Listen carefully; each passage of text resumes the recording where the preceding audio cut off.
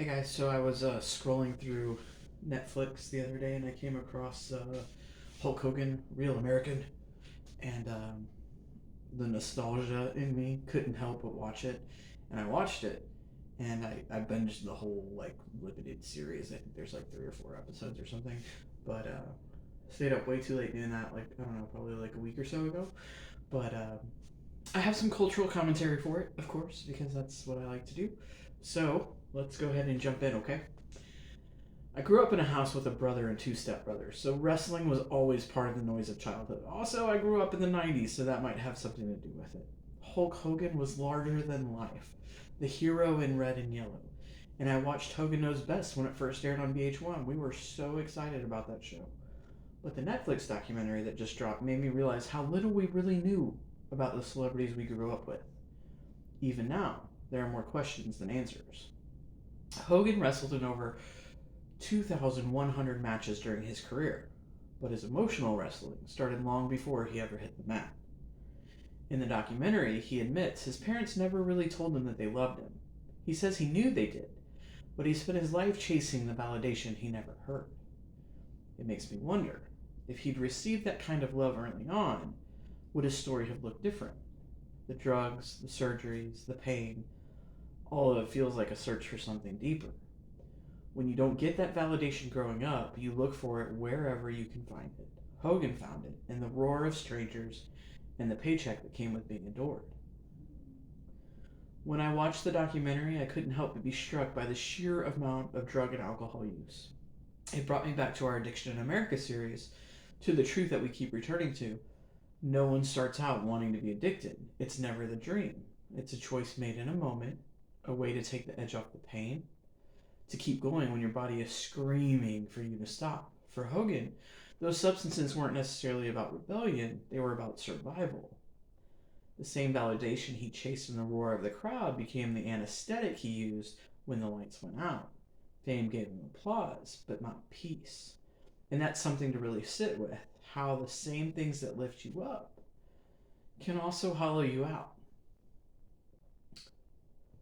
Linda Hogan, she could have been the hero in Hogan's story, the woman who loved him out loud when he wasn't on stage or under the spotlight. But there's a story in that too. Linda wanted his time and attention. He wanted the world's validation. He traded her genuine love for a crowd, for a company that would turn on him again and again. She asked for presents, and he gave her money instead. Then, once those roles were cemented, he complained that there was never enough money. There's a lesson there. Money can buy comfort, but not connection. It can fill a house, but not a heart. What people really need, what Linda needed, based on the documentary, is emotional involvement. A partner who shows up, not just in the spotlight, but in the quiet moments that make a family whole. Some years, Hogan was on the road more than 200 days. That's a long time to be away, but it's also a huge personality for a family to make space for when he finally did come home. That cycle of absence, re entry, and absence again plays on everyone's emotional wellness. The family learns to live without him, then has to readjust when he's back, only to lose him again. It's a rhythm that wears down connection, leaving everyone caught between missing him and bracing for his return. Hogan reflects in the documentary on all the times he planned to walk away from wrestling.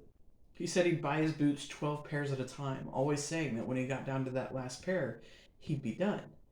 But when that 12th pair came, he'd order another set. He was addicted, not just to the fame, but to the energy, the rush, the crowd, the lifestyle. He didn't know how to give it up, even as it cost him his health, his family, and everything that essentially he'd spent his life building. It's the kind of addiction that doesn't come in a bottle or needle. It's the addiction of being needed, to be seen, to be larger than life. And when that spotlight fades, the silence can feel unbearable.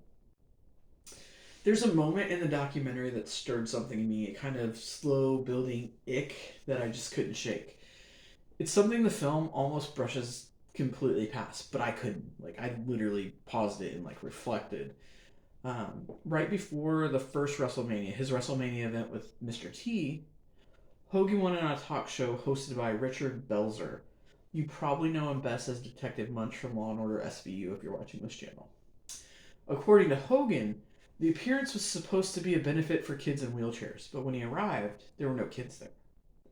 What happened next is framed in the documentary as a wrestling demonstration gone wrong.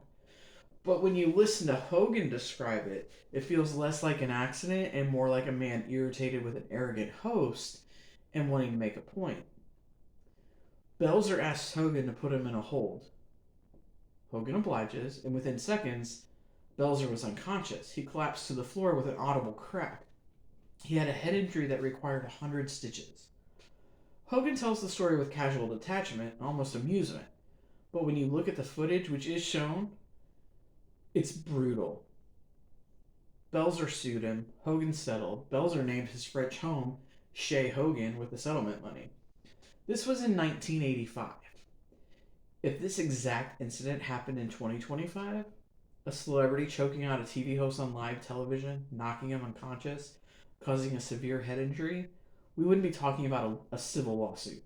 We'd be talking about criminal charges. Maybe attempted murder. It's one of those moments where the documentary's tone and the reality of the events don't line up. And it kind of forces me to ask, how much of Hogan's story has been softened, reframed, or forgiven because of the era he lived in?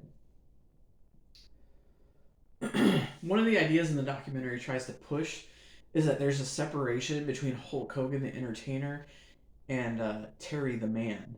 But that's where it falls like really short for me. Terry and Hulk aren't separate entities. They're the same person carrying the same responsibility. Yes, Hulk was the performance, but in many ways, so was Terry. He performed the role of someone who could walk away from the fame, someone who wanted to be a family man, but it always fell short. The truth is, the persona didn't end when the lights went out. It followed him home. Terry was still performing for his family, for himself, for the idea of who he thought he should be. The documentary treats this duality like a split, but it's really just a mirror. The man and the myth were reflections of the same need to be seen, to be loved, to matter. There's a dark and a light side to Hulk Hogan. The light is the man who worked with Make-A-Wish and special needs children. The version of him that, even for a moment, made those kids feel like they were the most important person in the room and that he didn't matter. It was kind of endearing to watch those scenes. That might be his truest legacy. There's also the dark side. The man who nearly killed someone while frustrated that he couldn't create that same light for more kids. The documentary made me feel a lot of things. Sadness that Terry never received the recognition he craved as a child. Amazement at what people will put themselves through to achieve. The discomfort of how far he went. The surgeries, the treatment, the fentanyl. Ultimately, it reminded me of a truth that sits at the center of everything that we've talked about in the podcast. We have to be careful what we spend our lives chasing. We have to constantly reevaluate its worth and its impact. Because in the end, Hulk and Terry lost much of the, quote, love that they had collected, along with the money. And that's the cost of chasing the applause instead of connection. So what's the deal? Should you watch the documentary? If you're looking for something that's going to help you to remember Hulk Hogan the way you saw him at WrestleMania, probably not. The version you get here is a man who can still lift a lot of weights, but struggles to stand up from the same bench. But if you want to see what the chase for cultural influence and fame could ultimately make your life look like, then yeah, maybe. Watch it. It's not a feel-good story. It's a cautionary one. It's about what happens when the applause fades and the spotlights turn into a mirror. The documentary doesn't just show a legend, it shows a man who spent his life chasing love through fame and what that pursuit cost him. Watching it isn't so much about nostalgia, it's about reflection. So if you want to reflect, if you want to learn something, then yeah, maybe watch it.